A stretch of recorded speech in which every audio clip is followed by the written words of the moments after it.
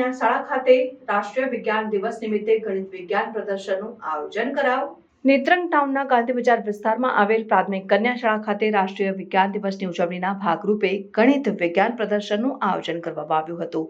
પ્રાથમિક કન્યા શાળા આચાર્ય પિયુષ પટેલના માર્ગદર્શન હેઠળ કન્યા શાળાના ધોરણ 6 થી 8ના ગણિત અને વિજ્ઞાન વિષયના શિક્ષક દીપ્તિબેન વસાવા દ્વારા ધોરણ 6 થી 8ની વિદ્યાર્થીનીઓ સાથે વિવિધ 30 જેટલી ગણિત અને વિજ્ઞાન વિષય કૃતિઓ રજૂ કરવામાં આવી હતી।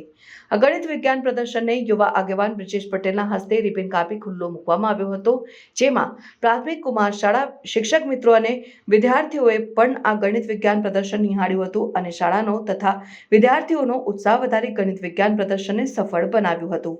રિપોર્ટર વિજય વસાવા, નેત્રંગ।